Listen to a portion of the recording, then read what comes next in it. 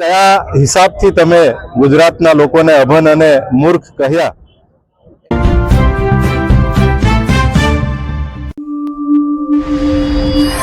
કોંગ્રેસની ગુજરાત વિરોધી માનસિકતાનો પર્દાફાશ, ગુજરાતની જનતાને અપન કહેતા નિવેદનની સામે માફી માંગે કોંગ્રેસના નારા સાથે બોડેલીમાં ભારતીય જનતા પાર્ટી દ્વારા મૌન ધારણા અને વિરોધ પ્રદર્શન. જય હિન્દ. હું છું સંજયસિંહ રાણા, ટીમ જાગૃત સાથે.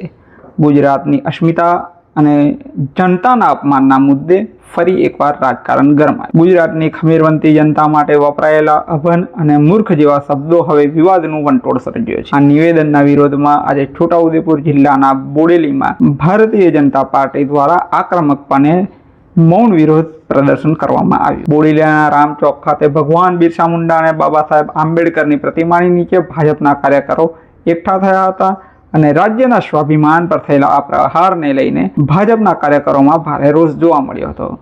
હાથમાં માફી માંગો કોંગ્રેસના પ્લેકાર્ડ સાથે ગળામાં કેસરી ખેસ ધારણ કરી કાર્યકરોએ ચુસ્ત મૌન પાડી અને પુરાનો વિરોધ નોંધાવ્યો હતો. આ ધારણા પ્રદર્શનમાં સ્થાનિક નેતૃત્વ મેદાને આવ્યું હતું. જિલ્લાના ભારતીય જનતા પાર્ટીના પ્રમુખ ઉમેશભાઈ રાઠવાની વિશેષ ઉપસ્થિતિમાં બોડેલી મંડળના હોદ્દેદારોએ કોંગ્રેસની આકરી આલોચના કરી હતી. ભાજપનું કહેવું છે કે કોંગ્રેસની આ ગુજરાત વિરોધી માનસિકતા છે જે વારંવાર ગુજરાતની જનતાનું અપમાન કરે છે. ગુજરાતની જનતા મહેનતુ અને સમજદાર છે. તેમને અભન કહીને કોંગ્રેસે સાબિત કરી દીધું છે કે તેમને રાજ્યના વિકાસ અને લોકો પ્રત્યે કેટલી નફરત છે. જ્યાં સુધી કોંગ્રેસ માફી નહીં માંગે ત્યાં સુધી અમારો વિરોધ ચાલુ જ રહેશે. જ્યારે એક તરફ રાજ્યમાં ચૂંટણીના પડઘમ વાગી, હવે જોવાનું એ રહેશે કે કોંગ્રેસ આ વિવાદ પર શું સ્પષ્ટતા કરે છે કે પછી માફી માંગે છે. નમસ્કાર. આજે અહીંયા છોટાઉદેપુર જિલ્લા ભાજપ દ્વારા કોંગ્રેસના રાષ્ટ્રીય અધ્યક્ષ મલ્લિકા ખડવેજીએ એક જાહેર સભાની અંદર ગુજરાતના લોકોને મૂર્ખ અને અભન કહ્યા છે.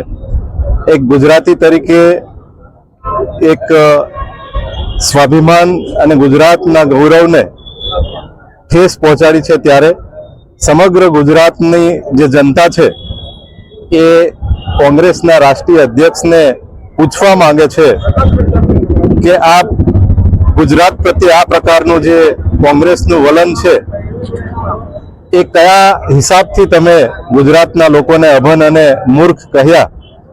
એના વિરોધની અંદર આજે આ બોડેલી મુકામે ખૂબ મોટી સંખ્યાની અંદર કાર્યકર્તાઓ તથા નગરના નગરજનો ઉપસ્થિત રહી આ નિવેદન સામે વિરોધ પ્રદર્શન માટે અમે એકત્રિત થયા હતા.